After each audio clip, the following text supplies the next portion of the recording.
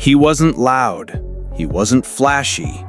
He didn't deliver grand speeches or dominate a room.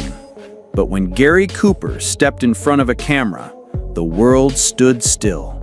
He didn't act. He just was. With every glance, every slow gesture, every pause between words, he captured something almost extinct in modern cinema: grace. Born in the wilds of Montana and raised under open skies, Cooper was never meant for Hollywood. He spoke softly, walked with a limp, and shied away from attention. Yet somehow, he became one of the most enduring icons in American film history. A man whose silences spoke louder than most actors' loudest monologues. From war heroes to weathered cowboys, from Copra's idealist to Hemingway's rugged soul, Cooper inhabited characters with such quiet conviction that audiences saw something rare: authenticity. This is not the story of a man chasing fame. It's the story of a man constantly trying to escape it.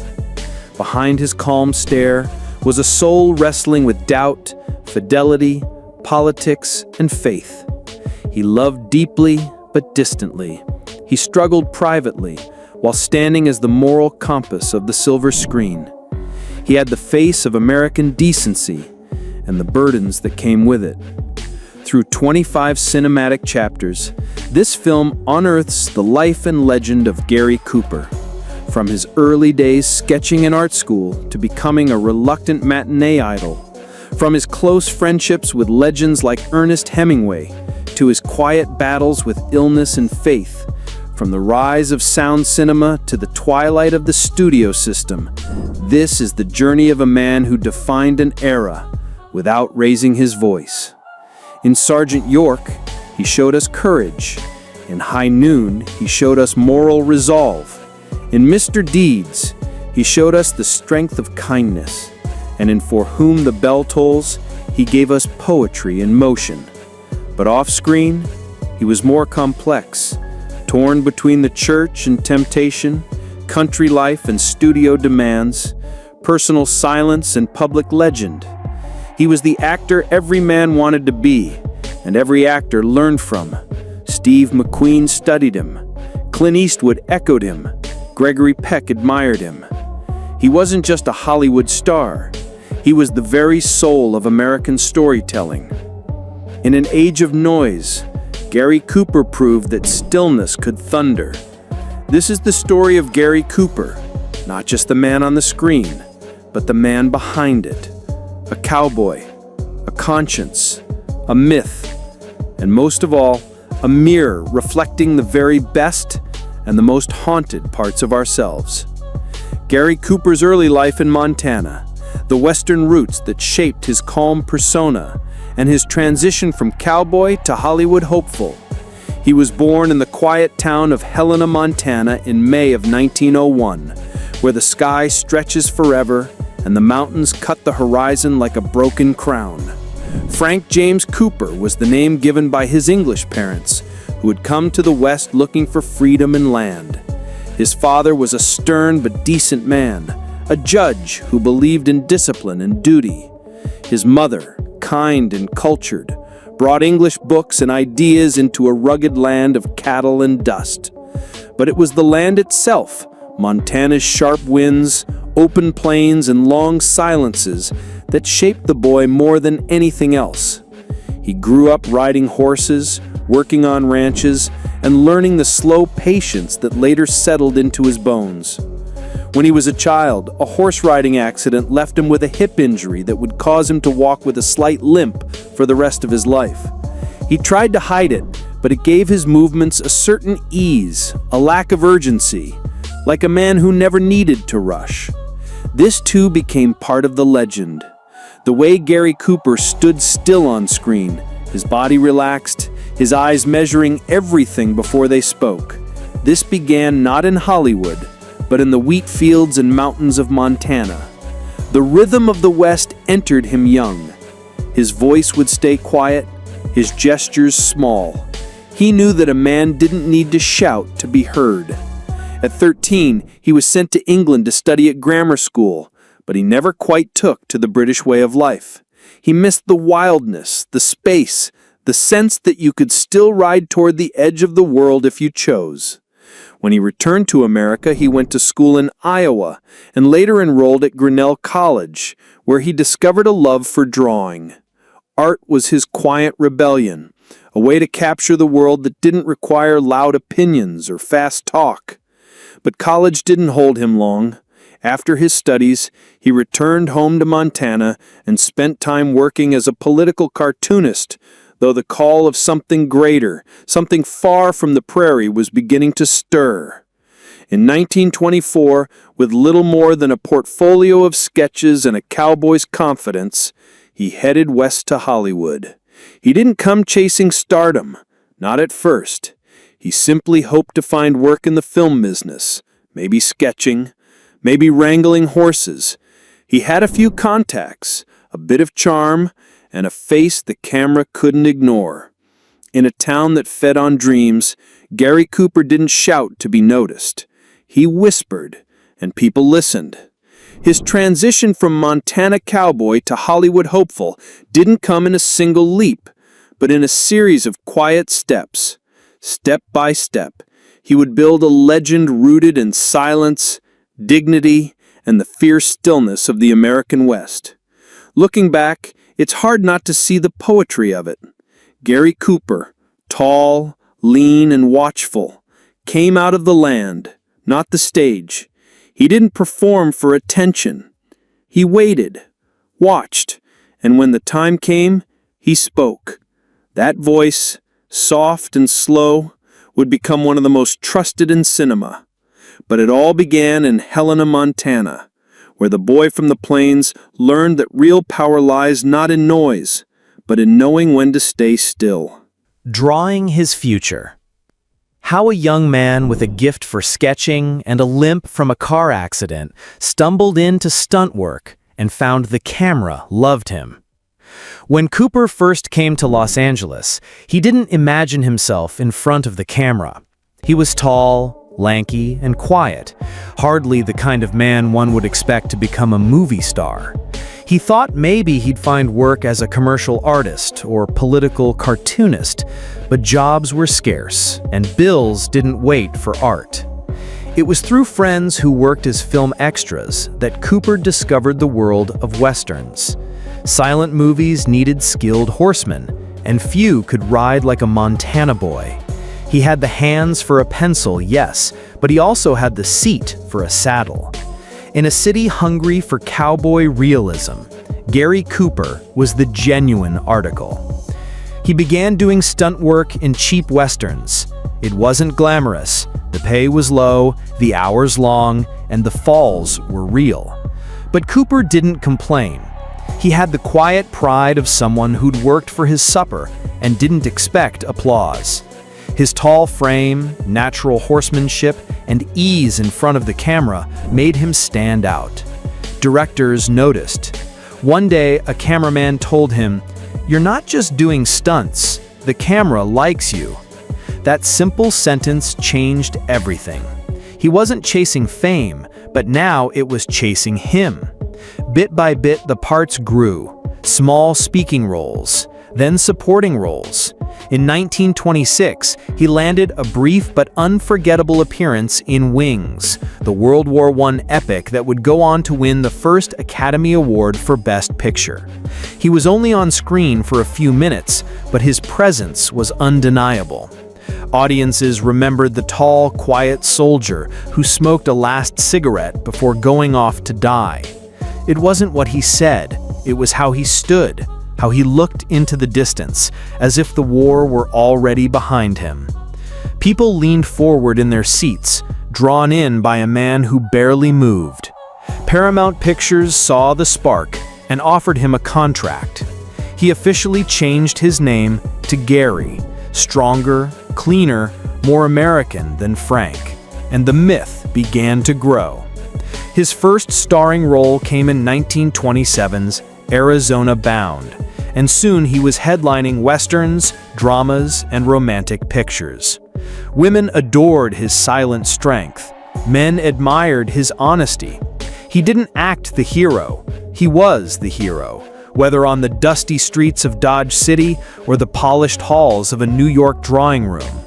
He didn't have to try hard, his mere presence was enough. Looking back, it all seems accidental.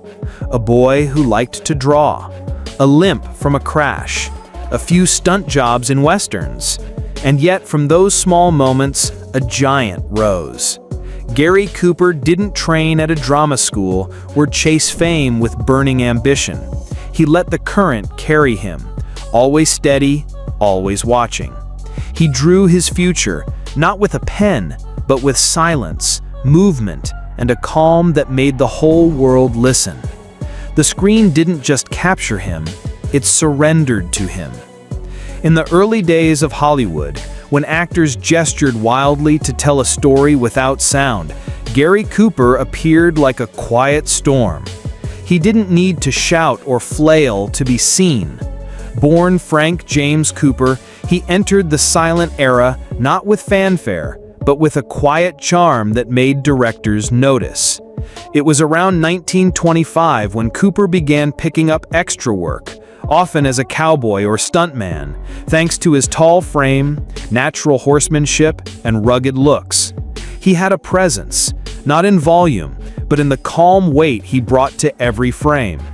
One of his first key breaks came in The Winning of Barbara Worth, 1926, where even in a supporting role, Cooper's slow, deliberate style made audiences lean in to listen, despite the silence.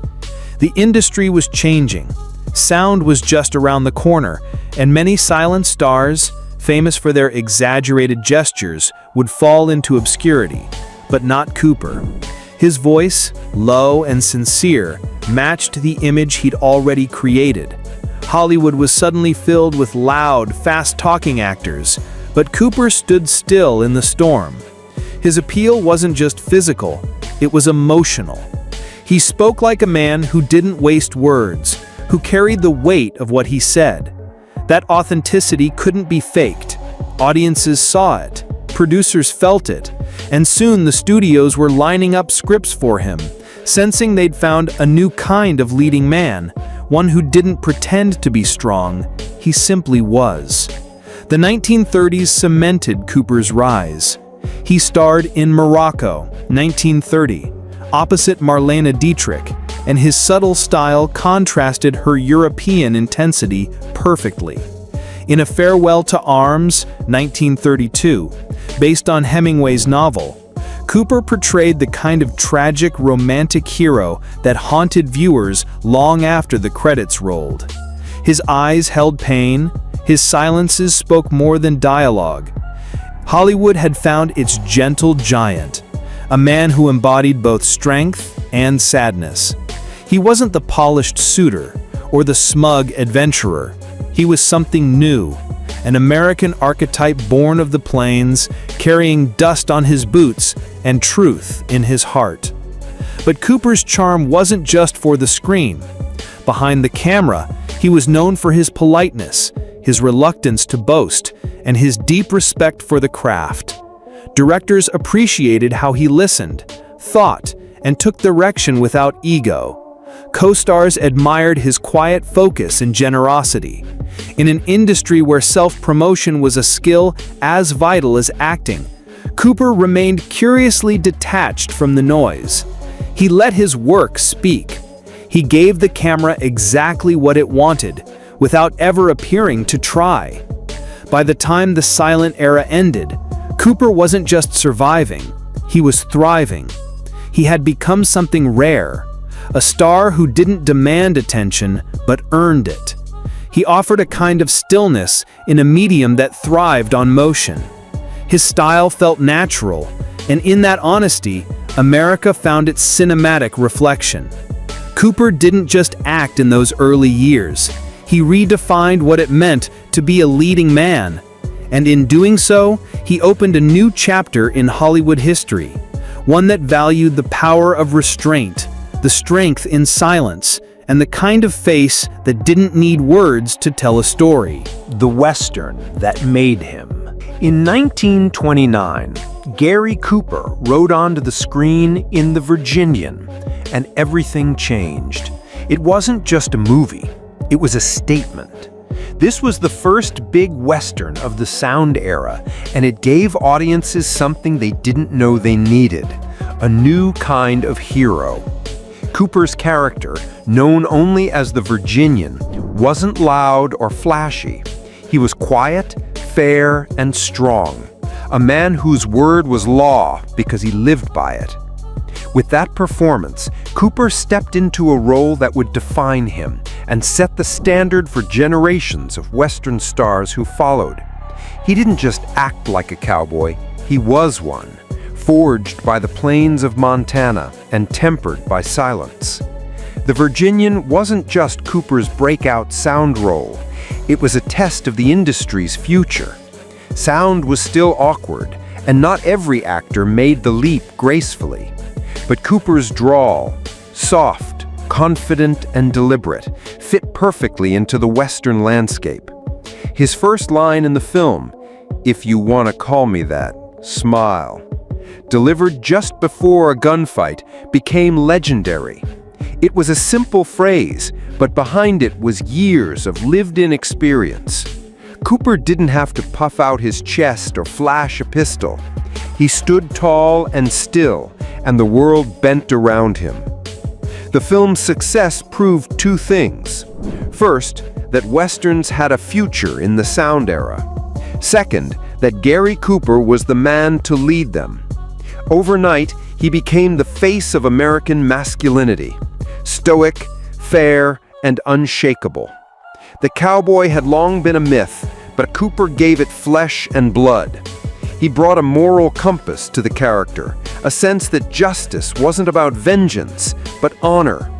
He didn't play heroes who were flawless. He played men who were decent, who wrestled with right and wrong, but chose to do good, even when it was hard. What made The Virginian more than a genre piece was Cooper's restraint. He didn't dominate the screen through action alone. He let the pauses breathe, let the silences carry weight. He made you believe this was a man who'd seen things, lost things, and understood the price of violence. Cooper gave the cowboy soul, and that soul became a template, not just for his own future roles, but for the Western as a whole. From John Wayne to Clint Eastwood, echoes of Cooper's Virginian can be heard in every dusty showdown and every silent nod. After The Virginian, there was no going back. Cooper was a star not because he chased fame, but because fame found something genuine in him. The Western genre would always be tied to his image, a rider framed against a burning sky, quiet, honorable, and eternal. And for the American audience, especially during the tough years of the Great Depression, Cooper's cowboy offered something precious: hope. Hope that integrity still mattered, that one man could make a difference, that the land still answered to justice. In Gary Cooper, Hollywood found more than a leading man. It found its conscience on horseback. Gary Cooper never needed to shout to be heard. On screen, he seemed carved from stone, tall, solemn, and still. But in that stillness lived 1,000 feelings. In the age of booming voices and expressive faces, Cooper introduced something rare to the silver screen: restraint. He spoke not with grand speeches, but with glances, the shuffle of a boot, the furrow of a brow. His pauses carried more weight than the words that followed.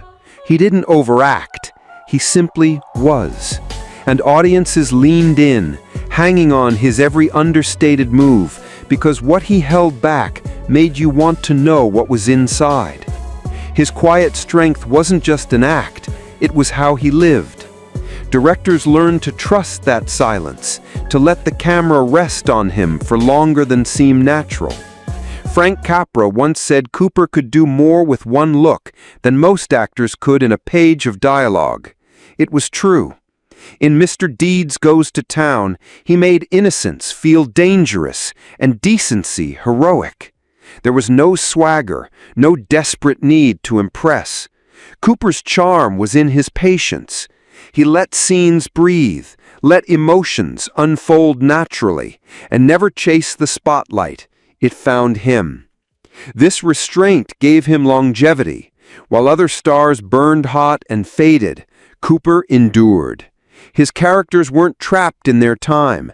They became timeless. Whether a lawman, a soldier, or a rancher, Cooper made each man feel lived in, weathered by experience. He showed that masculinity wasn't about dominance or noise. It was about knowing who you were and standing firm in it. In an industry that often rewarded excess, Cooper's authenticity was a rebellion in its own right. He made it clear, you didn't need to raise your voice to command a room. Even when the roles called for romance or anger, Cooper rarely shifted from that calm center. He could show heartbreak with just the slump of his shoulders or averted eyes. It made him unpredictable. You never knew when he might act, or if he ever would. That tension kept audiences on edge. His characters were not easy to read, and that mystery gave them depth. His silences weren't empty, they were full of possibilities. He drew you in, made you lean forward, made you feel something you couldn't quite explain. In the end, Cooper's silence became his signature. It wasn't just a style, it was a philosophy. In his stillness, he told us that dignity doesn't need decoration, that real courage is quiet, and that sometimes the loudest truths are spoken with no words. Love and distance. Gary Cooper had the kind of face women fell in love with, and the kind of soul no one could quite reach. He was magnetic, yes, but elusive.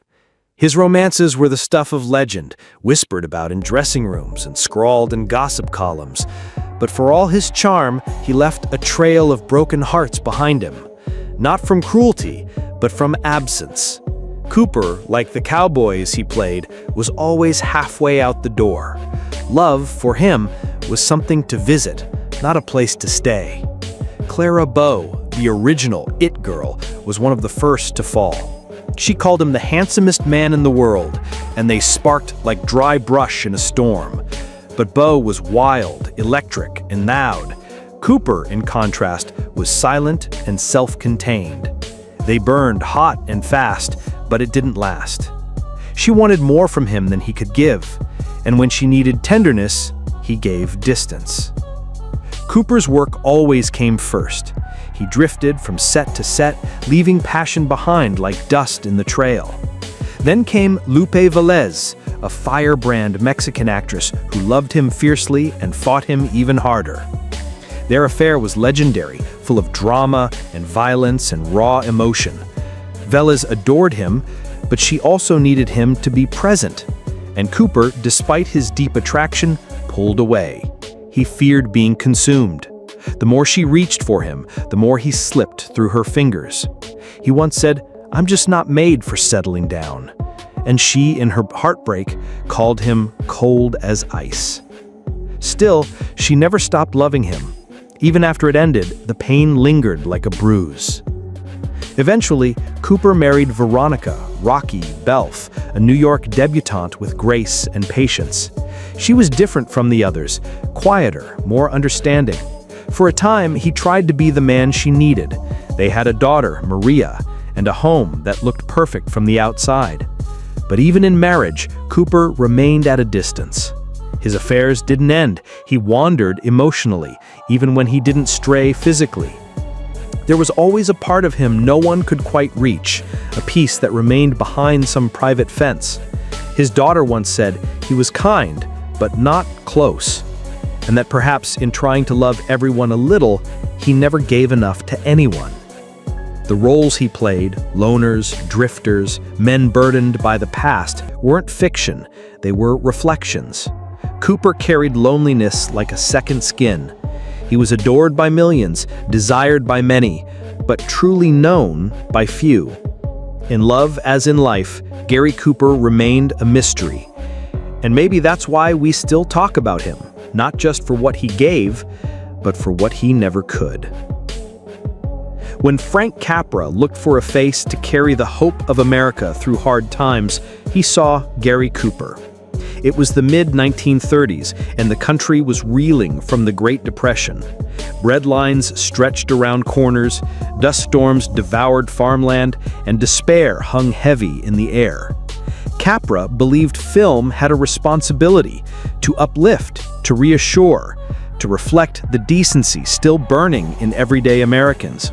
He found all of that in Cooper's soft-spoken manner and honest eyes.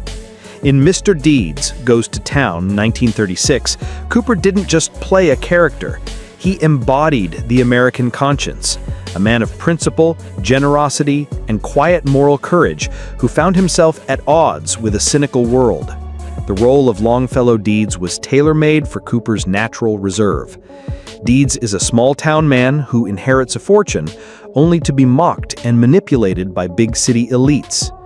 Cooper's performance was deceptively simple. He spoke plainly, rarely raised his voice, and never chased the spotlight. Yet audiences saw something more: integrity.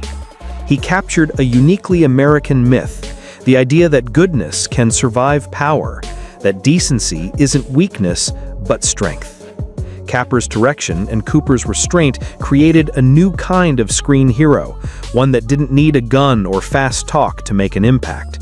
It was truth, not theatrics, that won hearts. Their second collaboration, Meet John Doe, 1941, was darker, more political, and more prophetic.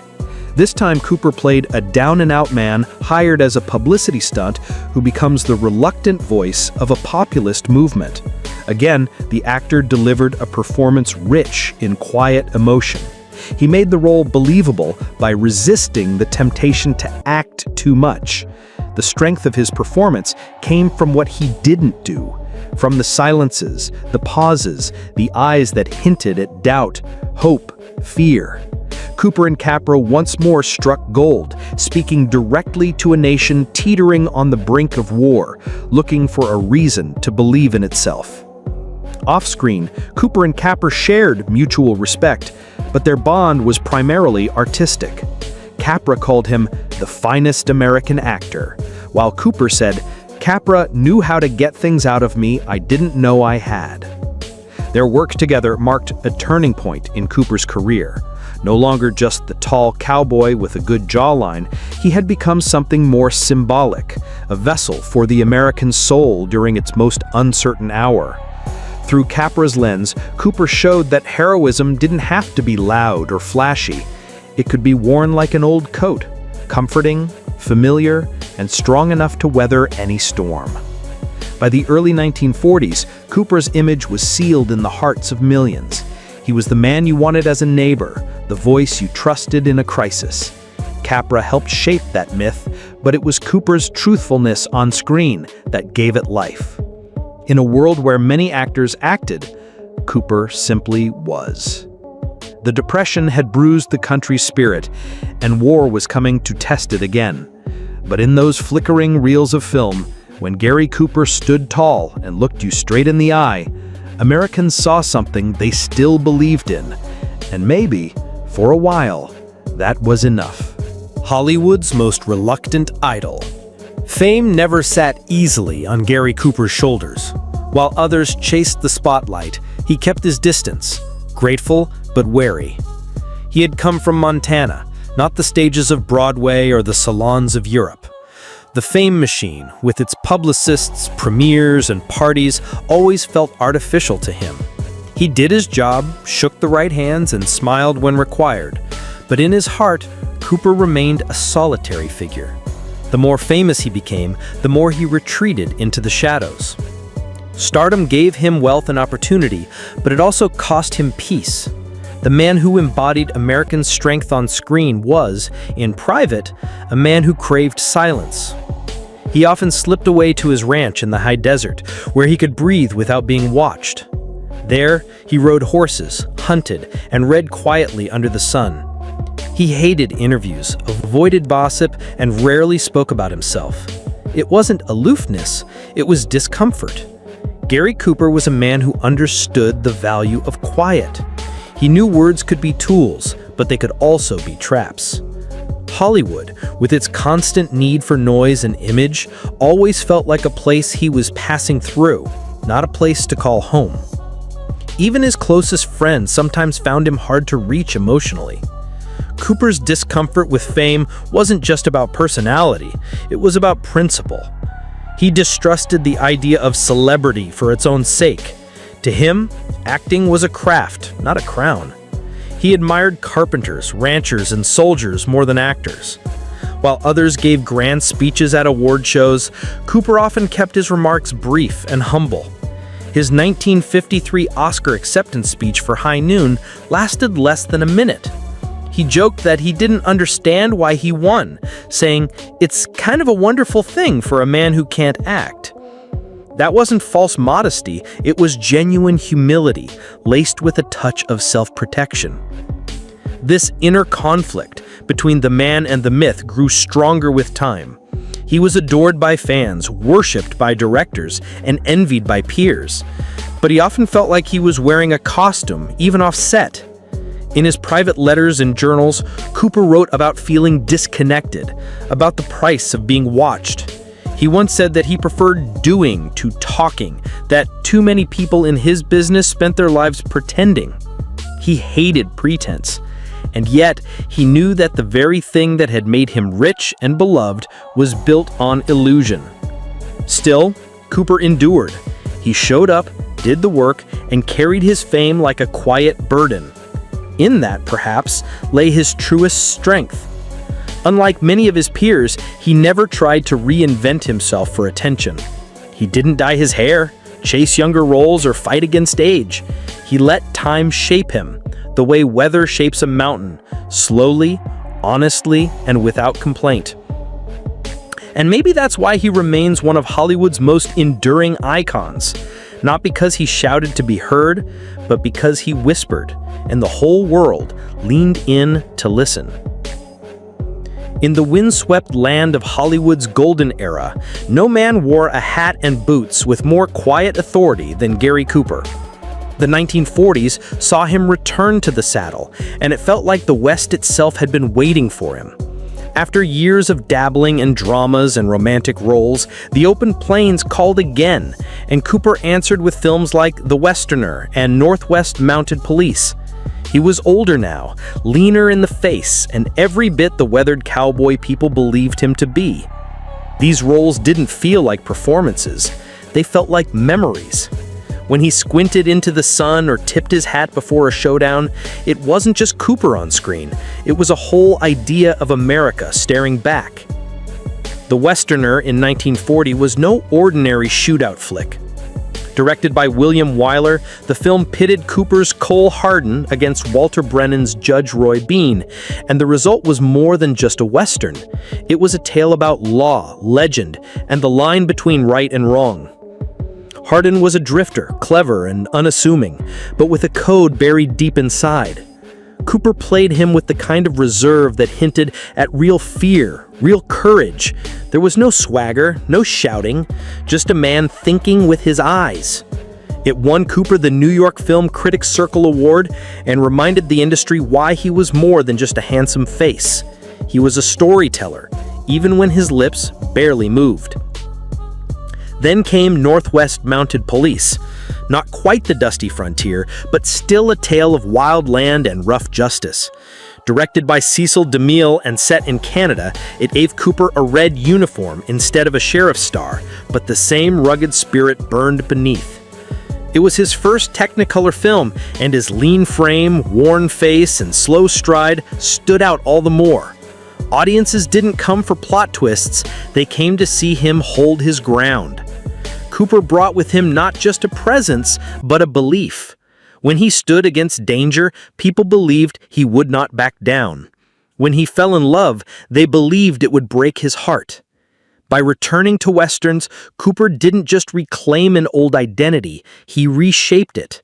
The genre was changing, becoming more complex, more moral, and Cooper changed with it. He didn't play perfect men. He played flawed ones trying to be good. His cowboys weren't gods, they were wanderers who bore guilt and memory like saddlebags. There was a melancholy to them, a quiet ache, as if every bullet fired left a scar no one could see. Cooper's face carried those scars well. He didn't need to explain them. The audience could feel them, and that made his performances all the more real. In an era where heroes were often loud and larger than life, Gary Cooper remained soft-spoken and still.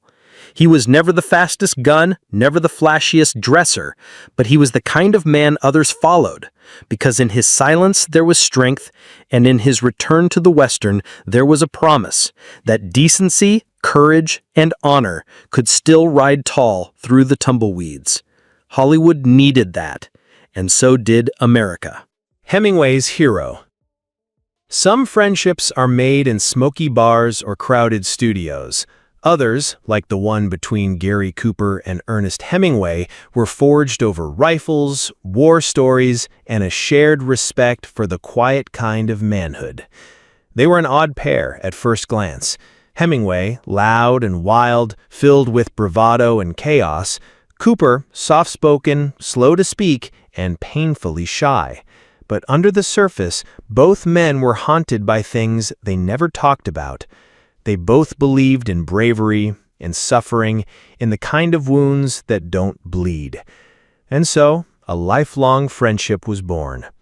Their bond was cemented in the 1943 film adaptation of Hemingway's For Whom the Bell Tolls. Cooper had read the book and been moved by the tragic hero Robert Jordan, a man sent behind enemy lines during the Spanish Civil War, fighting not just for a cause, but for something deeper, meaning. Cooper told Hemingway he wanted the part, and Hemingway, flattered and impressed, said only Cooper could do it. The author even helped shape the screenplay, determined to see his vision realized. When Cooper stepped into the role, it was as if Hemingway had written Jordan with him in mind all along. The film was a triumph, both critically and personally. Cooper earned his third Academy Award nomination for Best Actor, and while he didn't win that year, the performance marked a turning point. He was no longer just the man of the West or the reluctant romantic.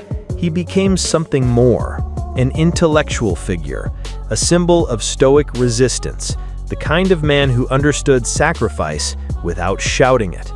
His chemistry with Ingrid Bergman burned slow and sad. Their love was doomed, but real. And in Cooper's eyes, you could see the pain of a man who already knew how it would end. It wasn't acting, it was truth. Cooper and Hemingway grew closer after the film. They hunted together, drank together, and often sat in silence, the way only true friends can.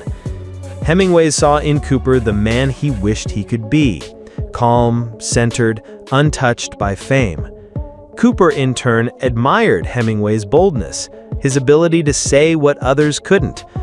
But their friendship was more than admiration. It was understanding. Both men were aging, carrying invisible burdens. Both knew that the world didn't reward kindness the way it should. But they kept living, kept creating, one with a pen, the other with a look.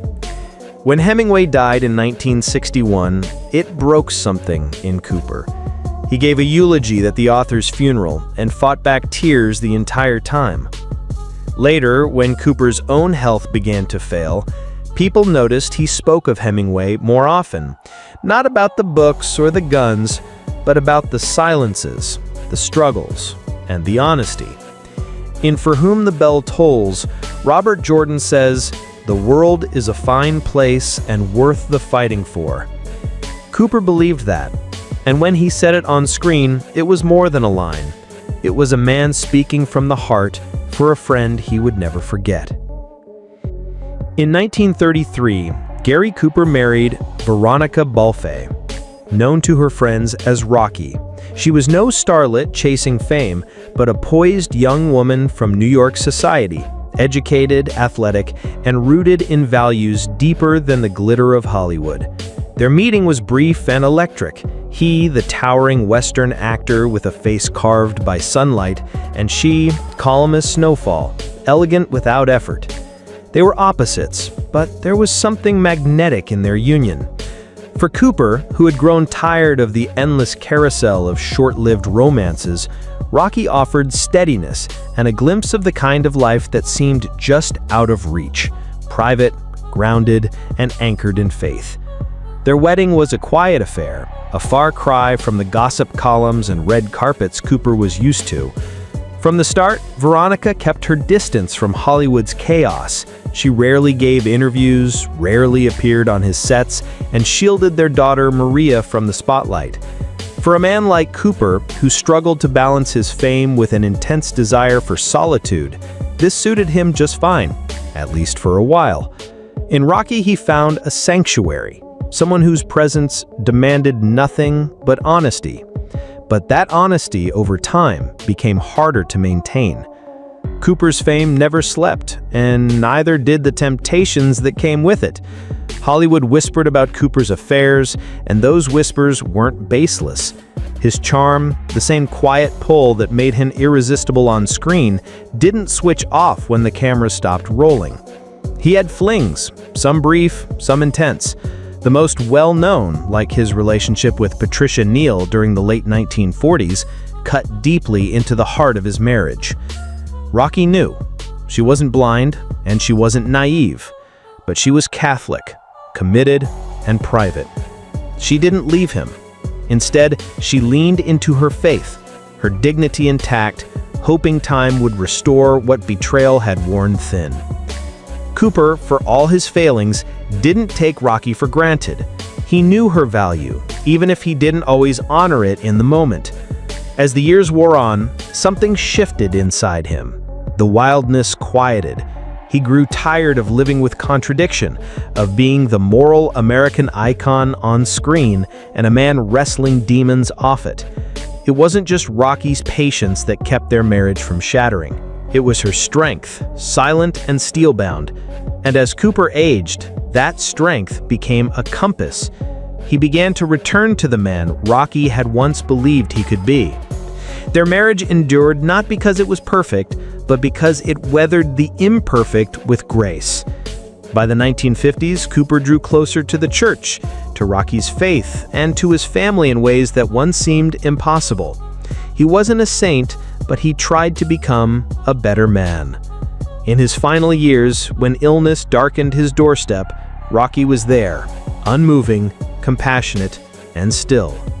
Their love story wasn't the kind that filled tabloids or screenplays, but it was the kind that survived, that softened over time like leather worn by weather and memory.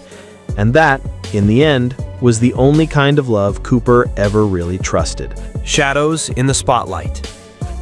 Gary Cooper's public image was clean as prairie wind.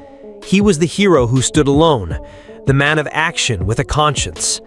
But behind the cameras and fan letters, a different Cooper lived. One shadowed by doubts, contradictions, and private battles he rarely spoke of. He was never quite at ease in his own legend. While the world saw strength and calm, those closest to him saw the slow erosion of a man who sometimes wished he could vanish from it all. Fame had been generous to Cooper, but it had also trapped him inside an ideal he couldn't always live up to. The pressure to be America's hero wore on him. Directors wanted the same stoic grace film after film. Studios wanted no scandal, no cracks in the armor. But Cooper was human, and humans crack. His affairs were symptoms of deeper restlessness, something missing, something even he couldn't name. Emotional distance was his armor. Friends and family often said Cooper could sit in a room for hours, perfectly pleasant, but utterly unreachable. He kept people at a distance, not out of arrogance, but self-protection. He feared that if anyone saw too much of him, they might see through the illusion. Patricia Neal once described her love for Cooper as real, deep, and ultimately doomed. She was young, brilliant, and mad for him. He was older, established, and torn. Their affair lasted several years, spilling into Cooper's marriage and upending Neal's life. She hoped he would leave Rocky. He never did. Neil eventually broke under the weight of waiting, and Cooper, guilt-ridden, returned fully to his family. But the damage was lasting. The affair revealed the cracks in his personal life that no makeup artist or studio fixer could hide. For a man who lived most of his life on horseback, Cooper could be painfully unsure of how to navigate love. His emotional withdrawal wasn't just about romance. Cooper was a man who found it difficult to speak openly, especially about pain. He internalized everything: the stress, the guilt, the pressure. Colleagues respected him, but few felt truly close to him. His friendships with people like Ernest Hemingway or Fred McMurray thrived on simplicity and shared silence more than confessions or emotional connection. That was the paradox of Gary Cooper. So emotionally present on screen, yet so emotionally elusive in real life. And over time, that inner silence grew heavier. It began to show in the wear on his face, the quiet in his voice, and the melancholy behind his eyes. As the 1950s drew to a close, Cooper began to reckon with the cost of the spotlight. He had lived a life most would envy: Oscars, global fame, enduring legacy. But he also carried loneliness like an old injury. Even as he matured into one of Hollywood's elder statesmen, the weight of maintaining a perfect image took its toll. In interviews, he spoke kindly but carefully. In public, he smiled, signed autographs, and stood tall. But behind closed doors, the burden of his own myth pressed hard on his shoulders. He had become both man and symbol, and symbols don't get to rest. Still, Cooper didn't fall apart. He endured. He faced his regrets quietly, made peace where he could, and leaned more on the private comforts of family, church, and old friends. He never gave the world a public breakdown or a scandalous tell-all.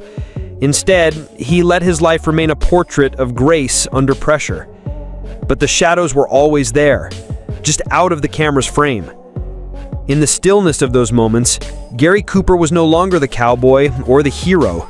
He was simply a man trying to live with the story everyone else had written for him. The year was 1941, and America stood on the edge of war. The world was already ablaze, but Hollywood hadn't quite caught up. Then came Sergeant York, and with it, Gary Cooper rose higher than ever before.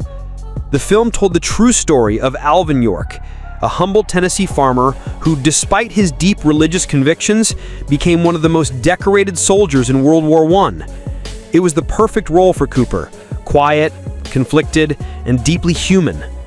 The public saw not just a movie, but a mirror of the country's own moral dilemma. And Cooper, with his slow speech and open face, became the voice of that reflection. He didn't act the part, he lived it. Cooper hadn't wanted the role at first. York himself insisted that only Gary could play him, and even then, Cooper hesitated. He didn't like glorifying war, and he didn't feel up to portraying a real-life hero. But the pull was too strong. York flew out to Hollywood and personally asked him. Cooper, moved by York's humility and integrity, agreed. The production was intense, and the pressure to do justice to York's legacy hung heavy. He worked closely with the real York, learning his mannerisms and values. He didn't aim to mimic, he aimed to understand. The film struck a chord no one expected. Released just months before Pearl Harbor, Sergeant York was a box office phenomenon. It was a rallying cry without needing to shout. While other actors of the time played soldiers with bravado, Cooper gave audiences something else: an inner struggle, a man torn between peace and duty. The performance earned him his first Academy Award for Best Actor. More than a trophy, it was a turning point in how the public viewed him. No longer just the cowboy or the romantic lead, Cooper had become a symbol. As America plunged into World War II, Cooper became a patriotic icon. He toured with the USO, visited wounded soldiers, and raised war bonds. He didn't enlist, he was already in his 40s and dealing with chronic health issues, but his contributions off-screen carried weight. And yet, for all the public glory, Cooper remained modest. He never considered himself a hero. That, he insisted, was reserved for the real men fighting overseas. His humility, in turn, only deepened the admiration for him. He was a movie star who didn't believe in being one. Sergeant York changed Cooper. It wasn't just about fame, it was about responsibility.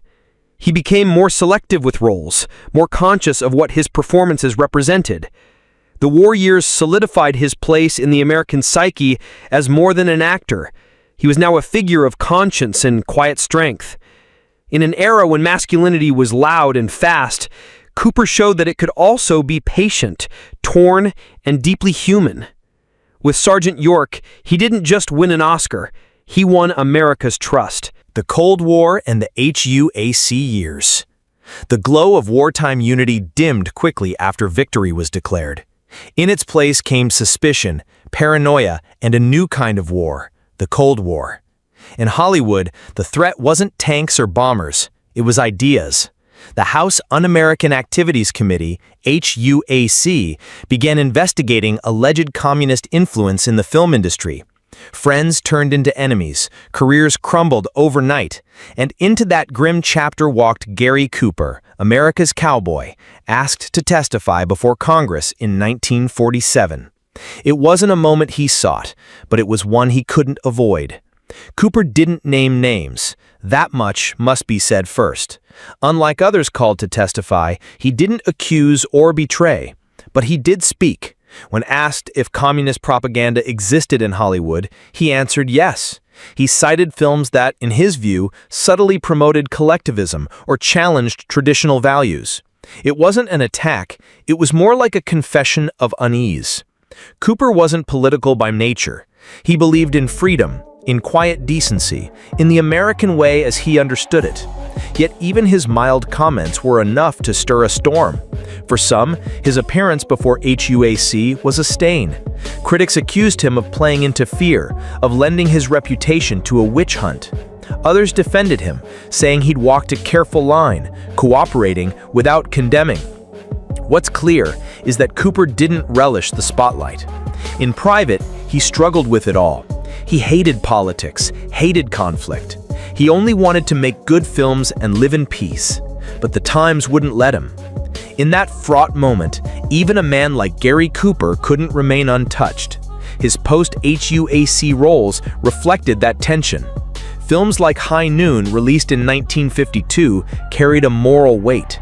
Though written by blacklisted screenwriter Carl Foreman, the story felt tailor-made for Cooper. A lone marshal, abandoned by his cown, standing up for what's right, even when it costs him everything. Some saw it as a rebuke to the Hollywood blacklist. Others saw it as a parable for integrity. Cooper never clarified, but his performance, worn, weathered, and determined, spoke louder than any public statement ever could. In the end, Cooper's walk through the HUAC years was not defined by zealotry or cowardice. It was defined by discomfort. He was a man trying to balance loyalty with principle, patriotism with fairness. Like many of his characters, he found himself in a moment of reckoning, and he did the best he could with what he knew. He didn't emerge untouched, but neither did he betray his core. In those dark years, Gary Cooper remained what he always was, a quiet man in loud times, trying to hold on to what felt right. By 1952, Gary Cooper had already spent decades in the saddle. Westerns had been his bread and butter, his frontier of choice, but High Noon was different. It wasn't just another tale of good versus evil. It was a stripped-down, real-time meditation on courage, loneliness, and the price of moral conviction. Cooper played Will Kane, a town marshal abandoned by everyone he thought he could trust, forced to face deadly outlaws alone. There were no wide frontier vistas, no heroic music swelling in the background, just one man and a ticking clock. For Cooper, it became the role of a lifetime, a performance so raw and restrained it won him his second Academy Award for Best Actor. What made High Noon extraordinary wasn't the plot, it was the tone. Unlike earlier westerns that glorified violence and painted morality in black and white, this film lingered in the gray. Cooper's Will Kane didn't want to fight. He wasn't a man of bloodshed. He was tired, newly married, and ready to hang up his badge. But duty pulled him back. And as the townsfolk turned their backs one by one, Cooper conveyed the burden of doing the right thing when no one else would. His face, drawn and exhausted, became the emotional landscape of the entire film. No actor spoke less and said more. Behind the scenes, High Noon was fraught with political tension. The screenwriter, Carl Foreman, had been blacklisted during the Red Scare and left the country before the film was even finished. Many believed the story was a thinly veiled critique of Hollywood's cowardice during the HUAC hearings. Cooper, who had testified himself in 1947, knew the stakes. He never publicly addressed the film's politics, but his commitment to the role spoke volumes. Whether he meant to or not, he became a vessel for a deeper message about integrity, isolation, and personal justice. The film's real-time structure added to its urgency. Every tick of the clock brought Kane closer to the arrival of Frank Miller and his gang. Time was a character, and Cooper's performance evolved with every passing minute. He moved through fear, anger, doubt, and resolve, not with speeches, but with silences. His physicality, the slump of his shoulders, the hesitation in his step, made the drama feel intimate. This wasn't the confident gunslinger of earlier decades. This was a man alone, and the audience felt every ounce of his burden. By the time the showdown came, Cooper had taken viewers through a journey that felt both epic and personal. When the film won Cooper his second Oscar, he was too ill to attend the ceremony. John Wayne, who had criticized High Noon as un-American, accepted on his behalf. That irony has never faded. But history was kinder to Cooper's marshal than to Wayne's bravado. High Noon came to redefine what a Western could be. It stripped away myth and left something closer to truth. And in the center of it all stood Gary Cooper, not just as a cowboy, but as a man grappling with honor in a world that had lost its compass. It was perhaps his most profound moment on screen. The quiet revolutionary. Gary Cooper never saw himself as a revolutionary. He didn't deliver fiery speeches or shatter conventions with flair. But that, in its own way, was the revolution. In an era of theatrical performances, when actors were still channeling the exaggerated traditions of the stage, Cooper arrived like a whisper. He underplayed everything, his gestures, his dialogue, even his presence. And in doing so, he changed acting forever. Cooper's minimalist style, often mistaken for simplicity, was in fact deliberate. Every pause, every sidelong glance, every bit of silence was charged with thought. He wasn't trying to impress, he was trying to be real. What Cooper did, instinctively, would later be labeled as naturalistic or even method by film theorists. But he had no training in Stanislavski or Strasberg. His school was life itself, watching people, studying animals, letting emotions rise and fall without fanfare. He once said, "The best acting is when you don't let the audience catch you at it."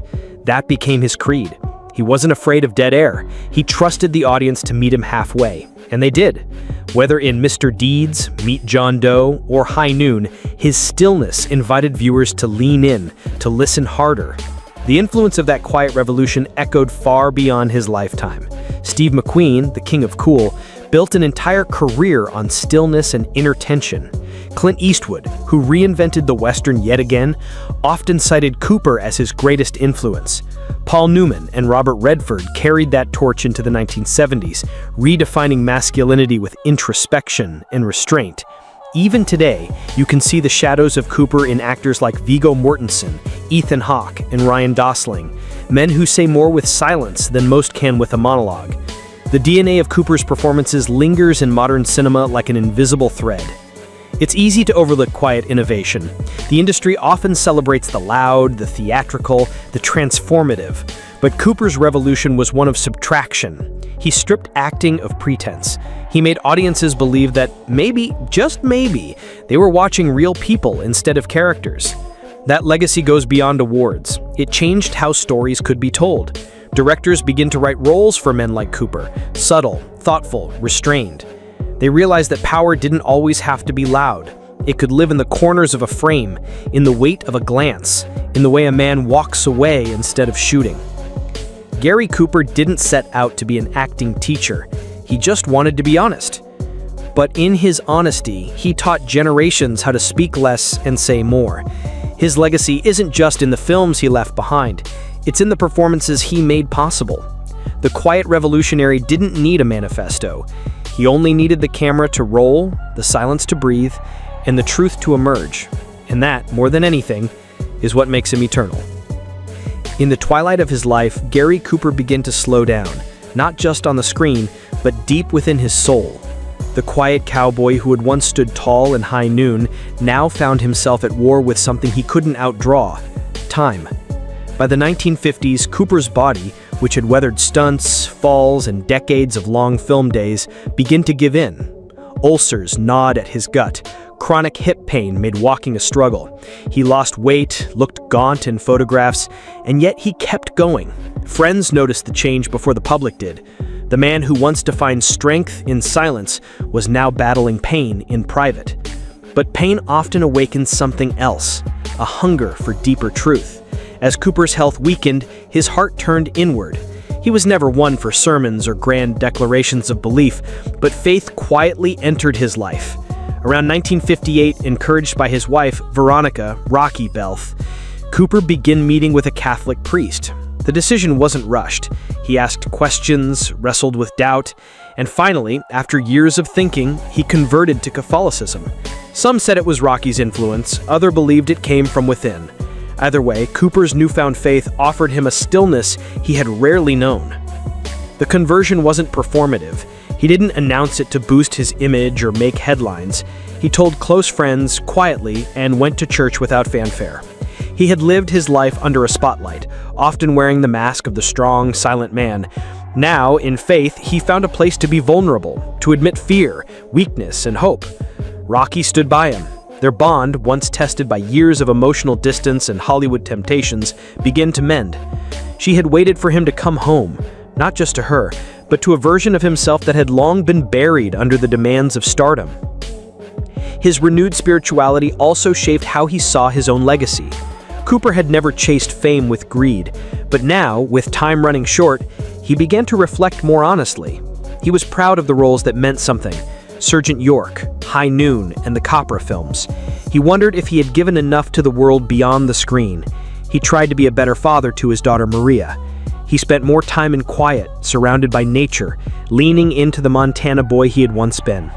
He smiled more even when the pain returned. But sickness has no regard for peace. In 1960, doctors discovered cancer, too late for a cure. It began in his prostate and soon spread to his lungs. Cooper didn't talk about it much. He didn't want pity. He simply carried on. As his health declined, his friends, Hemingway, James Stewart, Audrey Hepburn, came to see him.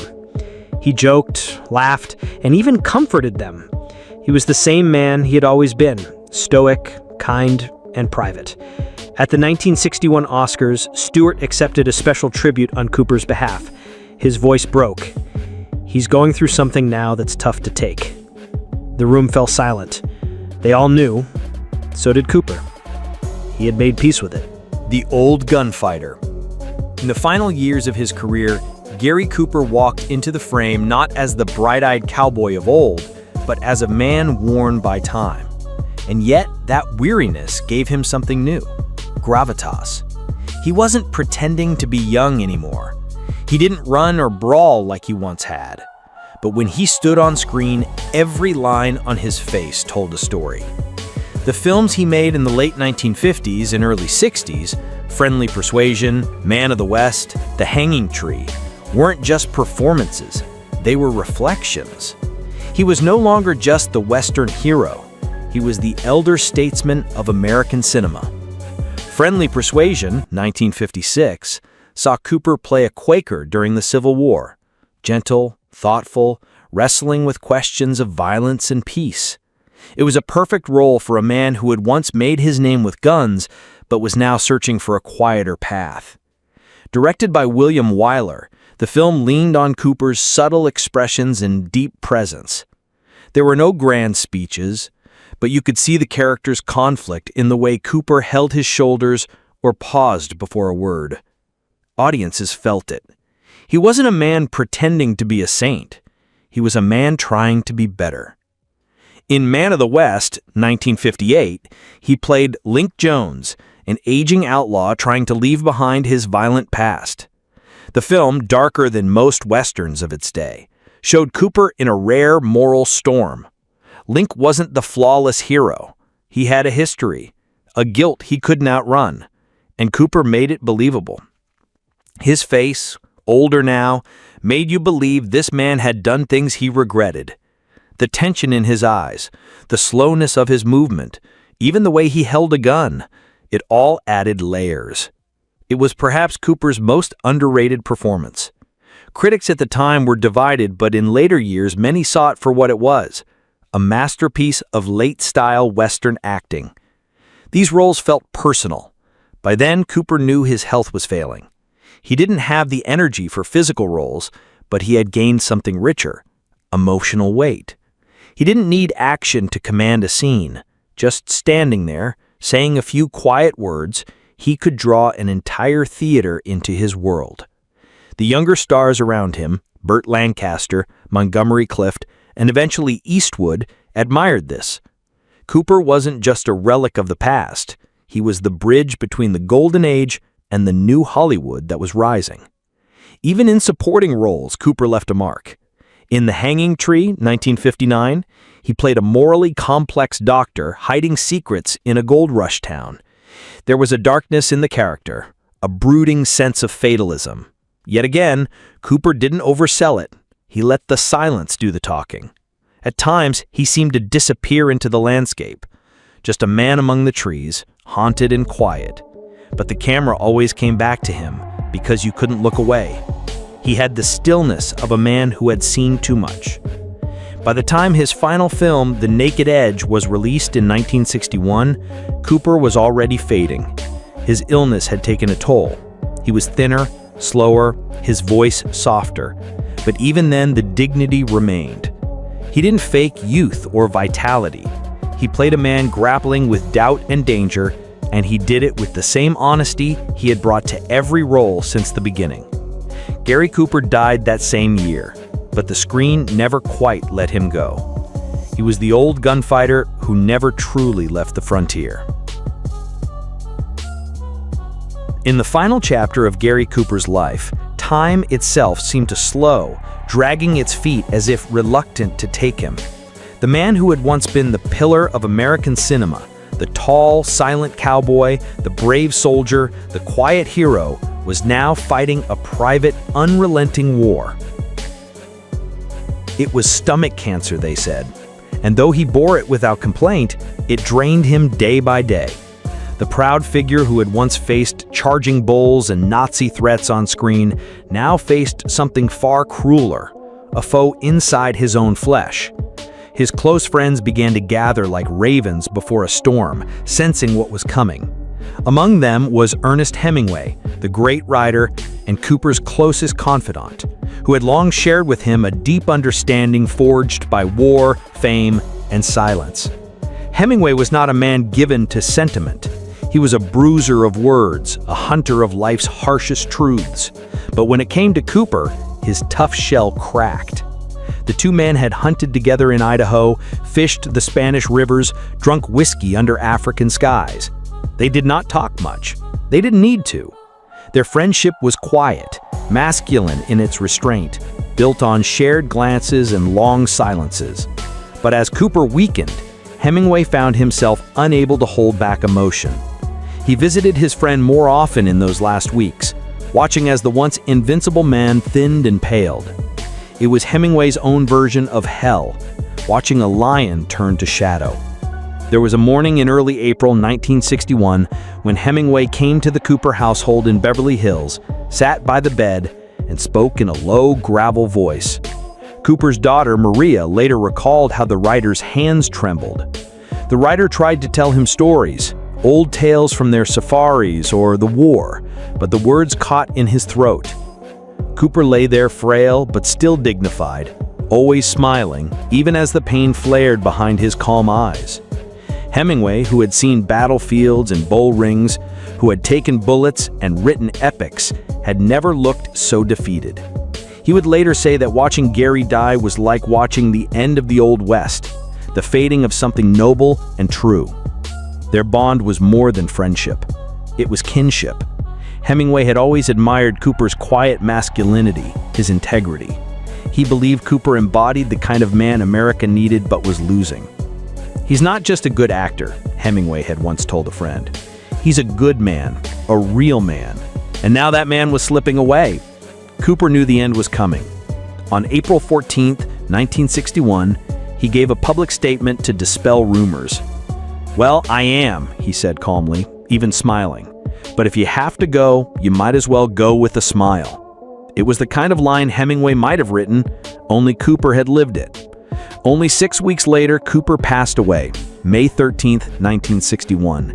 He died at home, surrounded by his wife Veronica and daughter Maria. Hemingway was devastated. Just 7 weeks later, the writer took his own life, unable to carry the weight of grief and depression any longer. Some say Cooper's death was the final crack in Hemingway's armor.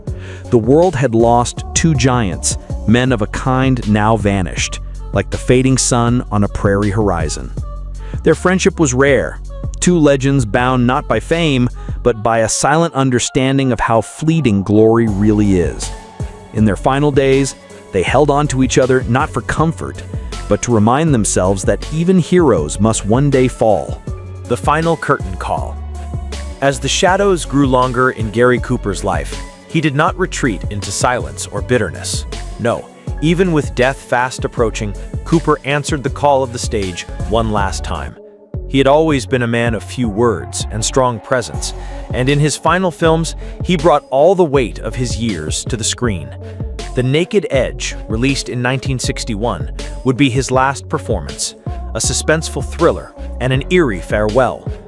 Cooper, ill with cancer during the filming, brought a deep weariness to his role, but also a fierce clarity.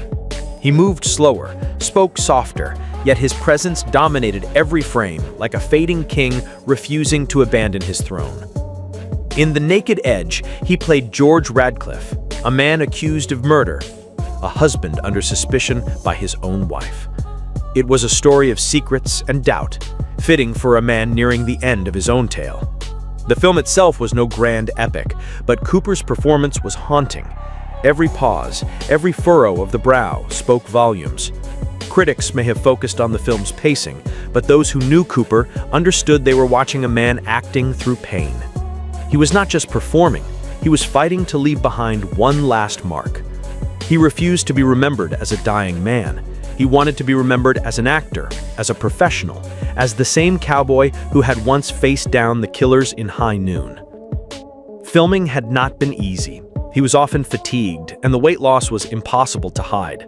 Still, he insisted on finishing it. Director Michael Anderson later said Cooper never complained, never asked for sympathy. He was there to work, and work he did. Those on set saw a man of immense discipline, even in his final hours. Off-screen, he would rest between takes, drink small sips of water, and smile through the ache in his bones. There was a nobility in it all, a quiet refusal to surrender to time. His wife, Veronica, stood by him, helping him through each day, but never once did Cooper ask for pity. That wasn't in his nature. There's something tragic and beautiful in those final roles. They were not the stuff of legend, perhaps, not Sergeant York or For Whom the Bell Tolls, but they were deeply human. They stripped away the myth and showed the man underneath. In They Came to Cordura, 1959, another late career film, Cooper played a flawed officer wrestling with cowardice and honor. There was something confessional in it, a sense that Cooper was saying goodbye through his characters. He no longer played the untouchable hero. He played men with regrets, fears, and the courage to face them. And in that honesty, there was greatness. Not the greatness of applause and awards, but of quiet truth. After The Naked Edge, Cooper did not return to the set. His body had grown too weak, and he knew the curtain was falling. Yet he did not vanish from public life. He made his final public appearance at the Academy Awards in April 1961, when his old friend James Stewart accepted an honorary Oscar on his behalf. Stewart's voice broke as he read Cooper's words, and the room fell into a heavy silence. Everyone knew what it meant. It was the goodbye of a man who had given everything to his craft, even his last breath. A few weeks later, Cooper died, leaving behind a legacy of grit, grace, and unshakable dignity. In his last performance and in life, he never stopped being the man audiences had loved for decades. He died with his boots on, just like in the movies. The night of April 17, 1961, the 33rd Academy Awards unfolded under the bright chandeliers of the Santa Monica Civic Auditorium. It was a grand affair, gowns shimmering like starlight and tuxedos crisp as war uniforms. But amidst the glamour, a shadow hung in the air. Everyone in that room knew that Gary Cooper, once the very face of the American screen, was dying. He couldn't be there himself. Cancer had stolen too much, so the task of speaking for him fell to his old friend James Stewart, the kind of man who wore grief on his sleeve like a soldier's medal. Stewart stepped up to the stage, and with every slow word, he drew a curtain across an era. The Academy had chosen to honor Cooper with an honorary Oscar, not for a single role, but for a lifetime of quiet power, of truth lived on screen. He had already won 2 Oscars in his career, but this one was different. This was a farewell, a last salute to a man who had shaped the soul of American cinema. Stewart, usually composed and charming, was visibly shaken. As he began to speak, his voice trembled. "Coop," he said, "I want you to know this. With this honor goes all the affection, all the admiration, and all the deep respect of us all." The words caught in his throat, his eyes welled. For a moment, the whole theater held its breath.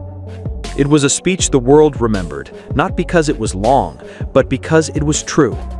Stewart wasn't acting that night. He wasn't delivering a script. He was saying goodbye to a brother in arms. He spoke about Cooper's strength, his honesty, his humor. He talked about how Cooper never played a man he didn't believe in, and that perhaps was Cooper's greatest gift, his ability to disappear into a role and still bring himself to the screen. The quiet man, the reluctant hero, the cowboy who always rode alone but somehow carried the weight of all our hopes. There wasn't a dry eye in the house when Stewart stepped away, his voice broken, the Oscar held in his trembling hands. Cooper watched the ceremony from home, propped up in bed, surrounded by his wife Veronica and their daughter Maria. He was too weak to speak much, but they said he smiled, a soft, tired smile. He knew then that he was loved, not just by his family, but by the world. That smile, so often worn in character, was now his own farewell. He died just 4 weeks later, on May 13, 1961. It was a quiet death, the kind he might have played in a film. No theatrics, no speeches, just the slow fading of a man who had once stood tall among giants. The Academy Award that night wasn't just a trophy. It was a tombstone made of gold. It marked the end of an era. After Cooper, the world of cinema changed. The old codes of honor and silence, the quiet strength of men who did more than they said, began to vanish. The 60s brought a new kind of actor, a new kind of story. But even as the tide shifted, Gary Cooper remained fixed in the minds of those who had watched him. His posthumous Oscar wasn't just for his work, it was for his courage, for the way he faced death as he had faced every role, with grace, with humility, and with that same steady gaze that had once stared down the outlaws in High Noon. The actor's actor. There are stars who burn hot and vanish, and then there are those like Gary Cooper, men whose light runs deep, warm, and steady. He was called the actor's actor, not because he shouted the loudest or wept the hardest, but because every gesture, every glance, every pause spoke with meaning. He didn't steal scenes, he anchored them. To his peers, he wasn't just a good actor, he was the one they looked to when they needed to remember what truth looked like on screen. When Cooper walked into a room, men straightened up, and women, whether in Paris or Peoria, felt they could trust him. He wasn't just a matinee idol, he was the kind of man people believed in. Clint Eastwood once said that Cooper didn't have to say much, he let the camera come to him. That was Cooper's secret. He never forced anything. He didn't need to. He had presence, that rarest of gifts. John Wayne looked up to him. Jimmy Stewart loved him. Spencer Tracy admired him. They all did. They saw in him something elemental, a calm that couldn't be faked. He didn't overact. Hell, some critics said he barely acted at all. But actors knew better. They knew how hard it was to do what he did, to stand still and let the truth show through your eyes. They knew how much courage it took to trust silence. In those golden years of Hollywood, when egos clashed like swords and vanity filled dressing rooms, Cooper remained humble. He wasn't a man of parties or power plays. He preferred hunting trips, long walks, and quiet dinners with his wife. Even at the height of his fame, he never stopped being the Montana boy who once worked as a billboard painter. He didn't chase roles, they found him. And when they did, he played them with an honesty that could break your heart. From Mr. Deeds Goes to Town to Sergeant York, from the Pride of the Yankees to High Noon, he brought the same quiet soul to each part. His influence didn't end with his death. Younger actors still studied him. Brando, Newman, Redford. They all felt his shadow, not because he was flashy, but because he was real. In a world of pretense, Cooper stood for something: integrity, simplicity, grace under pressure. His characters were often flawed, but never false, and that's what actors respected most. He didn't pretend to be a god. He was just a man. But oh, what a man he was. A man who could ride a horse better than most cowboys, deliver a line with the twitch of the lip, and make you believe he meant every word. Gary Cooper's legend isn't carved in bronze or marble. It's carved in celluloid and memory, in the way men still try to walk like him, and women still remember how he made them feel safe. He didn't shout, didn't demand attention, he simply was. And in being so, he changed the course of American film. They say acting is pretending, but Cooper never pretended. He lived his parts. He let them breathe through him. That, more than anything, is why he remains the actor's actor, the man others wish they could be, the man whose silence spoke louder than most men's speeches. In the dust-choked trails of the American West, where myth meets memory, the cowboy stands tall. And in Hollywood, no cowboy stood taller than Gary Cooper. But Cooper wasn't the kind who swaggered or boasted. He didn't shoot first or smirk after the kill. No, Cooper redefined the cowboy, and through him reshaped what it meant to be a man. His strength wasn't loud. His courage wasn't cruel.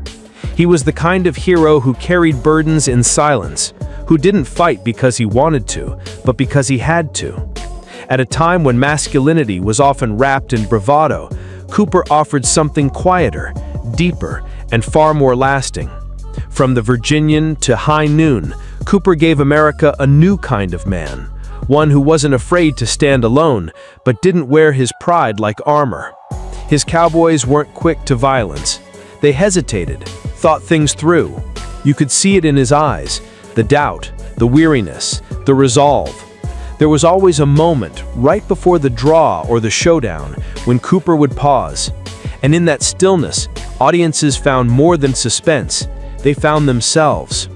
He was the kind of cowboy who walked away from trouble when he could, but never turned his back on justice. That, more than any gun or horse, made him legendary. But it wasn't just on the frontier that Cooper shaped the American male. In dramas and war films, in stories of love and honor, he played men who were tough without being tyrants. In Sergeant York, he portrayed a humble sharpshooter whose moral compass never wavered. In Mr. Deeds Goes to Town, he was the simple man with a poet's heart, standing up against the corruption of the city. His characters were always anchored by decency. They had limits, lines they wouldn't cross even when the world pushed them. That restraint, that humility, became a kind of strength few actors could replicate. He didn't just act it, he lived it. People believed him because he believed in what he played. It's no accident that generations of men looked up to him. Cooper showed that masculinity didn't mean dominance, it meant responsibility. It meant protecting others, not proving something. Women trusted him, not because he was smooth, but because he was safe. Men admired him because he seemed unshakable, but not untouchable. He didn't brag, didn't bluster, he simply was. In a changing world, he remained a constant. Even as new kinds of heroes emerged, rebellious, edgy, wild, Cooper's image stood firm, like a monument on the plains. He was the father, the brother, the sheriff, the soldier. He was the moral compass when the path grew dark. Today, his legacy isn't just in the films he made. It's in the idea that a man can be both strong and kind, brave and gentle. That heroism isn't about winning the fight. It's about why you fight in the first place. Gary Cooper gave us that ideal. He didn't shout it from rooftops. He wrote it in the saddle, carried it in his step, and let it shine through the quiet in his gaze. A cowboy, yes, but so much more. An American symbol of what manhood could be when guided by heart instead of ego. And for that, his legacy still rides on. The art of stillness. Gary Cooper's acting wasn't flashy. He didn't chew the scenery or chase the spotlight. In a town built on noise, he was quiet. In a business of performance, he seemed to simply exist. Yet in that stillness was his power. It wasn't that he said little, it's that he meant what he said. He brought a naturalism to the screen that actors still study today. No flourishes, no theater, just a man, reacting truthfully, letting the camera do the rest. Cooper believed less was more, and when he stood still, the world leaned in to listen. He once said, "The only achievement I am really proud of is the friends I've made in this community." That humility extended to his craft. Cooper didn't call himself a great actor, and yet he shaped the language of film acting with every role. He used his body like a sculptor's tool, stooped shoulders to show burden, lowered gaze to show guilt, a single tilt of the head to say what a lesser man would shout. There were no wasted movements, no empty expressions. Even when he said nothing, you felt everything. The silence wasn't empty, it was full of meaning. Directors knew this. They framed shots to capture his face because it carried the story. They gave him fewer lines because he didn't need them. In High Noon, for nearly the entire film, Cooper is alone, walking streets, tying his gun belt, waiting. It's a masterclass in tension. The ticking clock, the glances, the slow walk to his fate. Most actors would beg for monologues. Cooper just walked, and you felt the weight of duty in every step. He didn't play characters, he became them. He let the emotions rise like a slow tide, never forcing a thing. That's why audiences trusted him. He never lied on screen. He studied people more than he studied scripts. Cooper once told an interviewer he'd learned more from ranch hands and drifters than from acting coaches. And maybe that was the secret. He understood real men. He didn't copy other actors, he copied life. His performances were rooted in truth, not technique, and because of that, they endured. He never needed to chase trends. He wasn't trying to impress anyone. He acted the way a tree stands, calm, solid, weathering storms without needing to speak about them. In every role, he gave the gift of understatement, of simplicity, and in a world that often mistakes loudness for strength, that gift is rare. Cooper's style may seem quiet now, even old-fashioned, but it is timeless. His stillness wasn't laziness, it was control. It was confidence. He trusted that the audience would come to him, that the camera would find the truth, and it always did. That was his art. Not the thunder of words, but the whisper of presence. Not the fire of rage, but the steady flame of restraint. Gary Cooper didn't act more than others. He acted less. And in doing so, he showed the world how powerful stillness could be. It's a lesson worth remembering in film and in life. Some men speak with great noise and are forgotten by morning. Others, like Gary Cooper, speak with silence and are remembered forever. He was never the loudest man in the room, never the one to command attention with grand speeches or gestures. And yet, when he stood on screen, you couldn't look away. There was a stillness to him, a gravity. He moved like a man who carried the weight of the world in his boots, but never let it bend his spine. That was his power, not in how much he said, but in what he didn't need to say. He was thunder without the storm, a whisper that shook mountains. Hollywood has never been short on idols, but few ever became archetypes. Gary Cooper did. He was the American man carved in stone, tall, quiet, strong, and honest. He didn't play roles, he embodied ideals. The farmer in Friendly Persuasion who fought for peace, the marshal in High Noon who stood alone, the soldier in Sergeant York who wrestled with faith and duty. Through him, the American conscience was given a face. He wasn't perfect, and he didn't try to be. But in a world of uncertain morals and shifting truths, Cooper remained steady. He reminded us of a time when a handshake mattered, when a man's word meant more than gold. That's why his silence never felt empty. It wasn't the silence of indifference, it was the silence of thought, of depth. Cooper was a man who listened more than he spoke, who watched before he judged. He carried his characters' emotions beneath the surface, like rivers under frozen lakes. And when the ice cracked, when he let the feeling rise, it struck like lightning. There were no outbursts, no theatrics, just one look, one line, and it hit you straight in the heart. That restraint, that emotional discipline, was something rare. You could see it in his real life too, in the way he faced illness, loss, and even death. No complaints, no bitterness, just quiet dignity. Even now, long after his passing, his name carries a certain reverence. He is remembered not just for what he achieved, but for how he carried himself.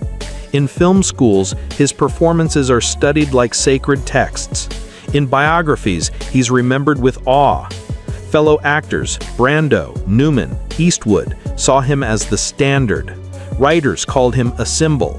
Fans simply called him Coop. He didn't need to reinvent himself with every role. He didn't chase fashion or controversy. He just was. And what he was, America needed. A steady flame in a world often lost in shadow. A man whose silence said, "I'll be here," when the noise dies down. So now, as the credits roll on this tale, we remember him not with loud applause, but with quiet gratitude. Gary Cooper wasn't just a movie star, he was a presence, a silhouette against the sunlit dust of the frontier, a steady hand in a shaking world. His voice may have been soft, but it echoed, and still it echoes. Through every lonely hero who stands for what's right, through every quiet man who carries the weight without complaint. The thunder may be silent now, but its power remains.